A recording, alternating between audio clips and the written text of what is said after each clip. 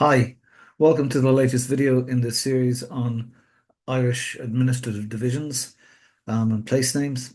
Today I'm going to be talking about Catholic parishes. Catholic parishes are some of the most slippery and difficult things to get a handle on. So let's go to the site and get some visuals straight away to help us. Right. Here at the site, and we go to places and we go to RC parish maps. Like the majority of the maps on the site, this is organized by counties, even though Catholic parishes are organized on a different basis by diocese, but let's not mention them. Let's pick a county and go in and show you, okay, Waterford, RC parishes. And here you have the parishes of County Waterford. There are a couple of things you should keep in mind. Um, these boundaries, as you can see, they're pretty sort of fluid, wobbly looking, jelly-like. They are not the sharp, crisp geographical edges that you will see with civil parishes or poor law unions or registrars districts or whatever. These the reason for that is that it's much less clear which parish is where. There's only one early 19th century source, mid 19th century source for where Catholic parishes are, and that's Lewis's Topographical Dictionary. And a lot of the time, Lewis just says this area is part of the Catholic parish of, I don't know, Mothull in Rathgormack. Um, but he doesn't say which part it is. So in some cases where they're identical, that's fine. In other cases, it's obvious where the boundary should lie.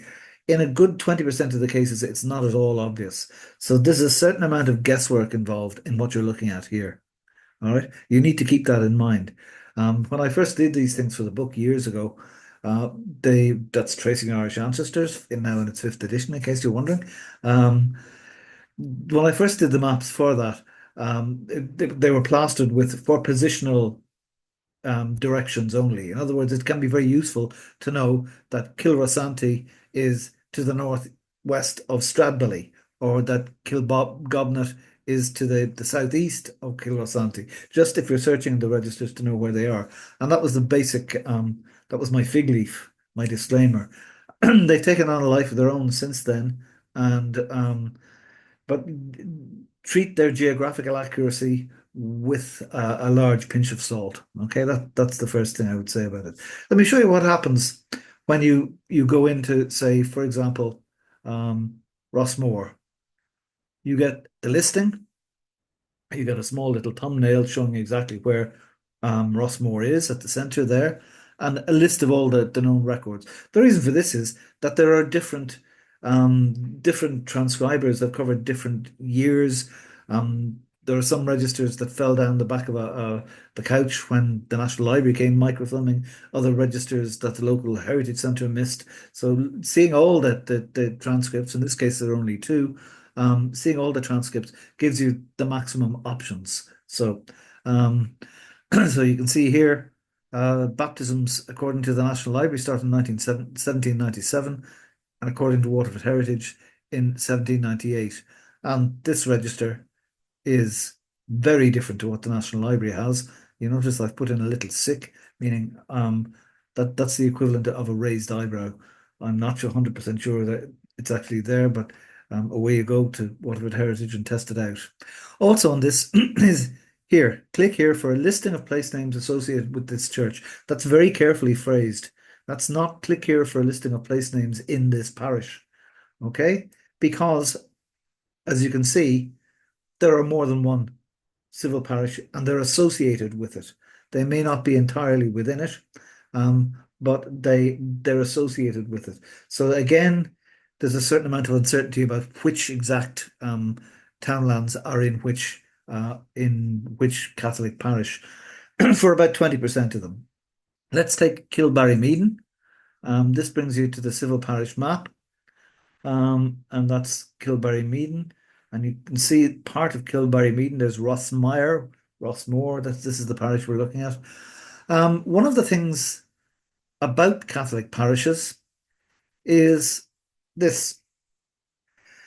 This is an attempt to overlay the Catholic and the civil parishes. The civil parishes are the source of most of the state records, so property records, tax records, census records, and so on. And the Catholic parishes records are the source of probably the most important family information for the vast majority of people with Irish ancestors. So this bar allows you to, let's go into Rossmore. And if you pull the bar across, you'll see there's Rossmire, Kilbarry, Meaden, and Monksland. They're the three civil parishes, and there's the Catholic parish. And as I said, you can see these are nice, sharp, jagged, gnarly borders there, and you can zoom in, and these are not at all. You can see the boundary here is running through townlands. It's, this is, as I said, Catholic boundaries are approximate. Okay, that's so you can't sue me. This it is useful at the very least to give an idea of what areas, what civil parish areas are directly close to, in some cases unambiguously in, but at least in the general vicinity of the Catholic parish. You can also zoom right in and click on the place name and reload that, and away you go for the main records. So again, advanced laziness, shortcuts, rabbit holes. Anyway, I hope I've given you some idea of the problems and the joys associated with Catholic parish boundaries. One of the reasons, actually, I should add this, the reason why they are so difficult is that the Catholic Church was more or less outlawed for most of the 18th century, so the 1700s. And when it began to be tolerated again, the parishes came into being in ways that didn't follow the old boundaries. So the new market towns had emerged and they were put at the centre of the new Catholic parishes, and they were much bigger and baggier than the local state civil parishes. So that's the reason. Also, because they weren't written in stone, they weren't legislative instruments, they could be changed as required. So if the population grew, if uh, these townlands here suddenly became overpopulated, they could be moved into an adjoining parish or split off to form a separate parish. So they're much more fluid, responded to circumstances much more, and that's why they're so hard to pin down. But I hope I've given you a sense that of what you're dealing with when you're dealing with Catholic parishes. Anyway, thanks for watching.